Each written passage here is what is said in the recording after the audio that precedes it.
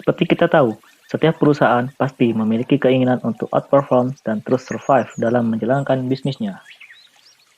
Nah, untuk dapat outperform dan survive, setiap perusahaan harus memiliki competitive advantage yang berkelanjutan.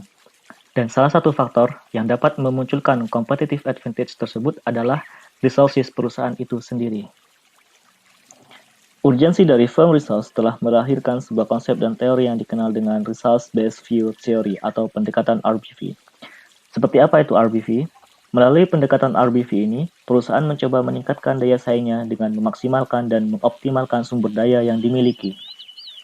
Secara teori, dasar pemikiran utama dari RBV adalah untuk menjawab pertanyaan fundamental, mengapa perusahaan berbeda satu sama lain, dan bagaimana perusahaan tersebut mencapai dan menjaga competitive advantage-nya.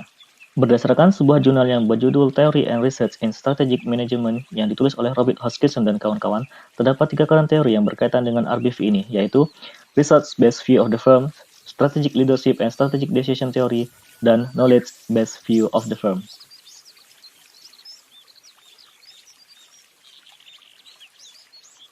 Teori yang pertama, dalam teori ini, perusahaan perlu untuk melakukan tindakan agar competitive advantage tidak dapat dinikmati oleh kompetitor.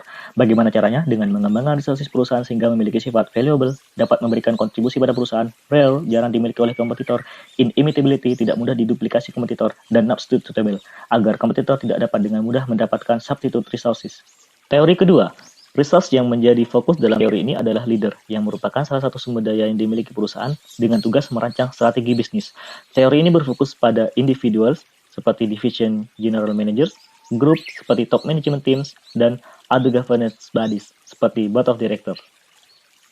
Salah satu tokoh yang mendukung teori ini yaitu John Childs mengatakan bahwa manajer memiliki keleluasaan untuk membuat pilihan strategis, sehingga keberhasilan perusahaan sebagian besar tidak ditentukan oleh lingkungan eksternal, namun lebih ditentukan oleh resources perusahaan itu sendiri.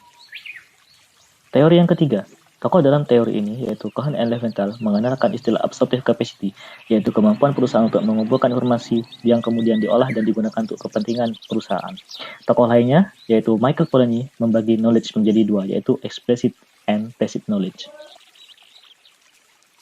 Explicit knowledge bersifat formal dan mudah untuk ditransfer kepada orang lain, sedangkan tacit knowledge tidak terstruktur dan sulit untuk ditransfer dengan bahasa formal kepada orang lain. Jadi, dapat disimpulkan bahwa sumber daya yang dimiliki perusahaan seperti assets, capabilities, organizational processes, firm attributes, information, dan knowledge merupakan salah satu modal penting yang dapat membantu suatu perusahaan untuk dapat outperform dan survive. Kita ambil contoh PT Astra Honda Motor Indonesia untuk menjadi bahan analisa penerapan RBV. PT AHM merupakan pelopor dan pemimpin pasar otomotif di Indonesia yang pada tahun 2015 berhasil mencatatkan produksi motor ke-50 juta yang merupakan prestasi pertama di industri sepeda motor Indonesia, bahkan untuk tingkat ASEAN. Yang menjadi pertanyaan, apa yang menyebabkan PT AHM dapat menguasai pasar otomotif di Indonesia dan apa kaitannya dengan teori RBV ini?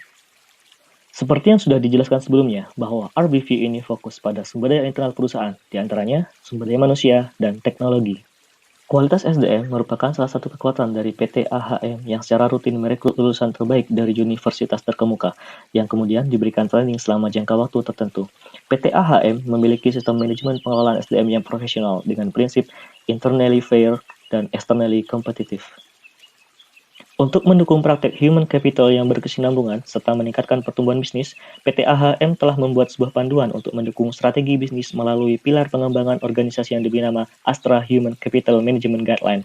Dalam implementasinya, Astra juga telah membuat blueprint human capital yang disebut Astra People Roadmap. Dari sisi teknologi, divisi R&D PT AHM mengembangkan teknologi untuk mengupayakan inovasi yang hadir dalam setiap produk yang ditawarkan, baik berupa produk baru maupun fitur yang tertanam dalam produk tersebut, di antaranya sistem just-in-time. Melalui GIT ini, PT AHM berhasil memangkas pemrosesan menjadi lebih efisien karena proses produksi dilakukan dalam satu lot. Selain itu, produksi motor PT AHM dilakukan dengan mesin, di mana satu unit motor dapat diselesaikan dalam waktu 13 menit, sehingga tenaga manusia dapat dialihkan untuk mengawasi dan menganalisis jalannya produksi. Teknologi berikutnya, produksi yang dilakukan PT AHM diperoleh berdasarkan informasi dari bagian pemasaran yang menggunakan Enterprise Resource Planning, sehingga didapatkan data yang tepat mengenai berapa banyak produk yang akan diproduksi.